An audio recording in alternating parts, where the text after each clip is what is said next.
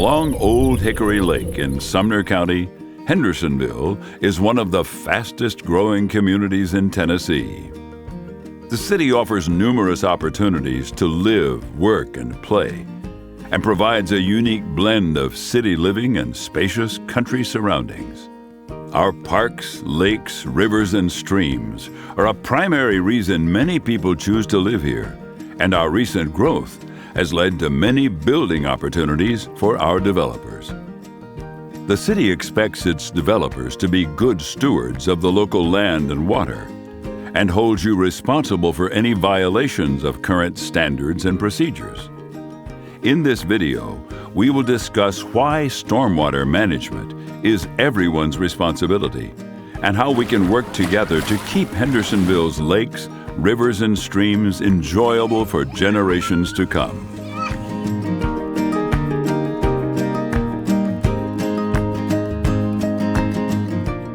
Hendersonville is known as the City by the Lake, and our community's culture and economy depend on our water quality. Old Hickory Lake is a popular spot for boating, fishing, and water sports, and that popularity leads to increased local business. If our water quality drops, so does our quality of life. Pollution not only affects fish and other living creatures, but also hurts our drinking water and ability to enjoy the natural beauty that surrounds us. Because of this, the city of Hendersonville has a responsibility to protect its water quality.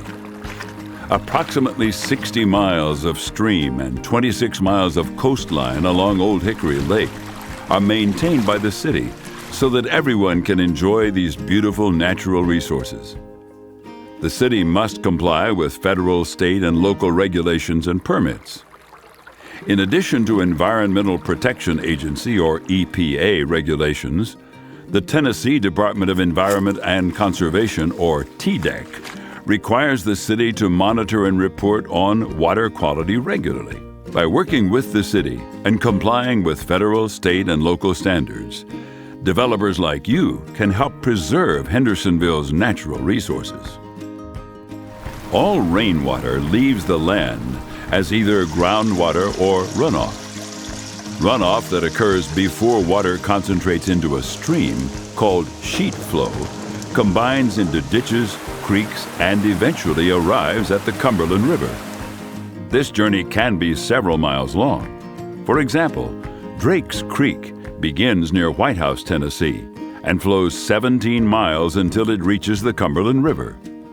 Debris like yard clippings and trash, soapy water from washing cars, carpet cleaners, and other chemicals and sediment can affect our water quality. If these pollutants are not handled correctly, runoff will eventually wash those items to Old Hickory Lake through Drake's Creek, Mansker Creek, or its other tributaries.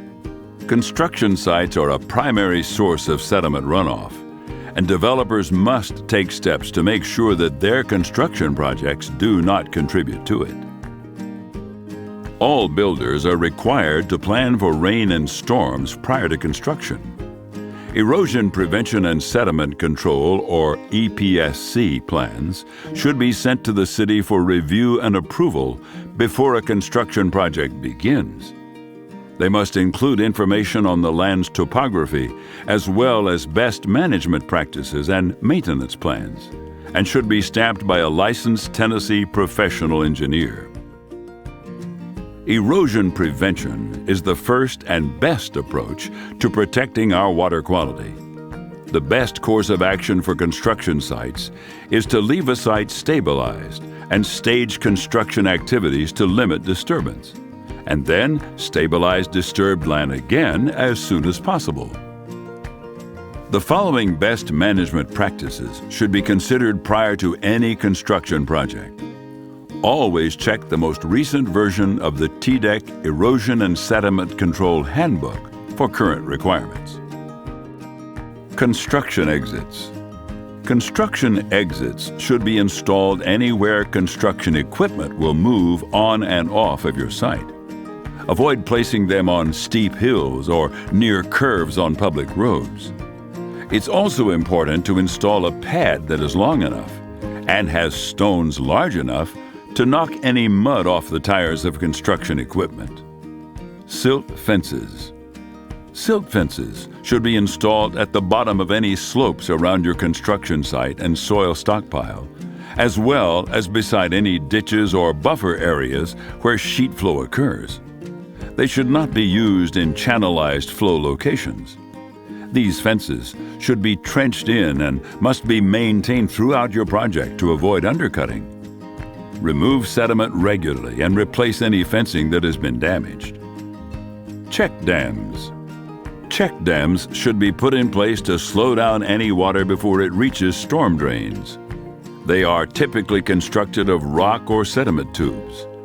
These should be installed along any ditches or swales to pond any runoff and allow sediment to settle before that runoff leaves the site. As with any of these measures, these dams should be maintained. Remove any built-up sediment that is collected and add to the check dam as needed to make sure the dam is ponding water and is at the design height. Once the check dam is removed, be sure to seed and mulch the base area under the dam immediately. Otherwise, the exposed soil could erode. Inlet protection. Storm drains lead directly to the nearest creek or stream, and water that enters these drains is not treated before reaching a body of water. Storm drains near your construction site need to be protected. Install an appropriate inlet protection device at all storm drains and grates that will receive runoff from your project. Like check dams, the purpose of inlet protection is to make water slow down and pond up so that any sediment will settle out. Make sure that any stormwater will not back up into traffic lanes and that sediment cannot wash into the inlet area. Sediment should be removed and disposed of regularly. Stream buffers must be maintained during and after construction. These areas of trees, plants, and grass provide a natural filter for stormwater as it runs into a stream, river, or lake, and can reduce the amount of runoff that enters the water by allowing greater infiltration. It also protects the natural habitats of animals and insects that depend on water to survive by providing shade and cover. For your construction site, these stream buffers also help to hold the stream's bank in place, keeping it from moving due to erosion. Stream buffers consist of an inner zone and outer zone, which can vary in width based on the size of the stream, and each zone has its own regulations. Inner zones should not be disturbed without written approval from the City of Hendersonville, and outer zones, while they may be disturbed, should only be used for landscaping and water quality. Disturbing these buffers without proper authorization can lead to fines and even stop work orders, and you will be responsible for the cost of restoring the buffer.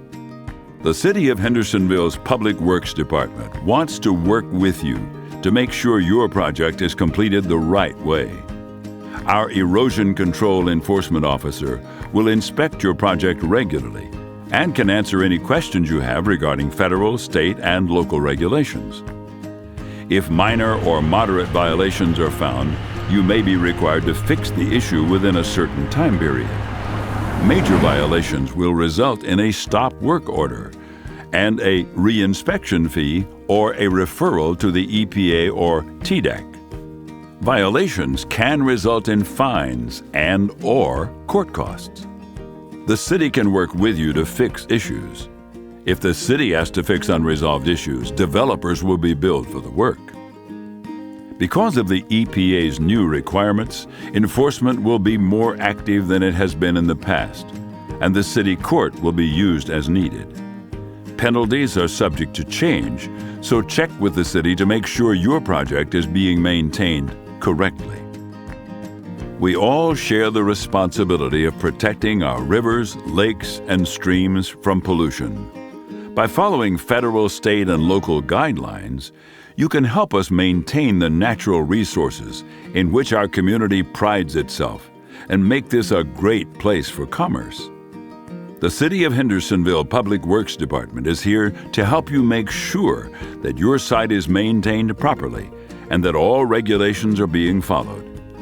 Standards may change, so always be sure to check the most recent version of TDEC's Erosion and Sediment Control Handbook to ensure that your project is in compliance with current laws.